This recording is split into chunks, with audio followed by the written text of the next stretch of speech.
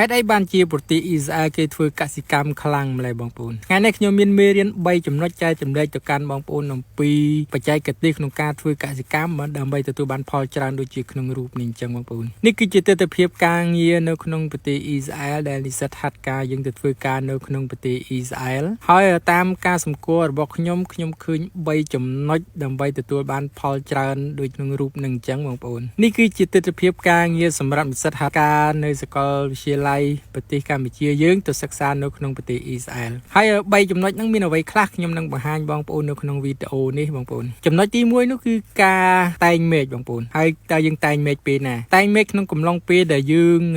ប្រមូលផលហើយបងប្អូនយើងប្រមូលផលហើយយើងចាប់ផ្ដើមតែងមេឃហើយប៉ុន្តែយើងអត់តែងភ្លាមទេយើងតែងទីស្លឹករៀងលាស់បន្តិចណាបងប្អូនព្រោះក្រូចនៅពេលដែលយើងប្រមូលផលហ្នឹងដើមវារៀងអស់កម្លាំងហើយអញ្ចឹងពេលយើងបេះផ្លែអស់អញ្ចឹងទៅដើមវារៀងមានកម្លាំងយើងចាប់ផ្ដើមតែងមេឃហើយការតែងមេឃហ្នឹងគឺយើងចែកចេញជា3ទៀតគឺការតែងមេឃខាងលើខាងក្រោមហើយនិងខាងក្នុងបងប្អូនហើយចំណុចទី2នោះគឺការគ្រាវបងប្អូនគឺយើងគ្រាវក្រូចយើងចាប់ផ្ដើមគ្រាវវាដើម្បីឲ្យវាកុំឲ្យវាលូតលាស់ខ្លាំងពេកបងប្អូនលូតលឿនហើយវាអត់មានប្រើឲ្យវាខ្លាំងទៅលើផ្លែអញ្ចឹងណាអញ្ចឹងគេត្រូវគ្រាវវាហើយនៅពេលដែលវាអត់គ្រាវទៅវានឹងបញ្ជូន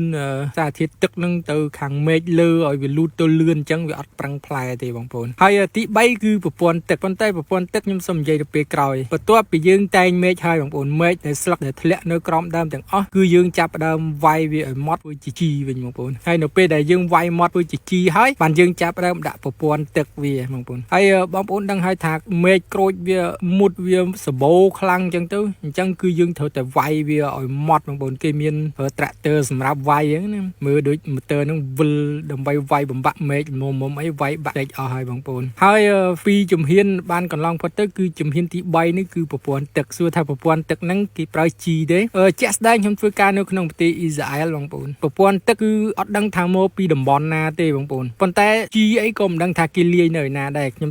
មិនដែលឃើញទេគឺមានតែមេទឹកមួយបងប្អូនប្រព័ន្ធមេទឹកមួយហ្នឹងតមកដល់ចំការហ្មងបងប្អូនចំការវាមានច្រើនប៉ុន្តែមួយចំការខ្លះ3 4ហាត់ចឹងទៅហើយគេដាក់មេវាទម្លាក់មកកន្លែងហ្នឹងមួយហើយគេដាក់ sensor សម្រាប់បញ្ជានៅកន្លែងទៀតហ่าបងប្អូនគេបញ្ជាសម្រាប់បិទបើកហើយនេះគឺជារូបភាពពេលដែលតែងមេឃហើយនឹងផ្លែបងប្អូនគេតែងមេឃដូចបងប្អូនឃើញអញ្ចឹងគឺកដាល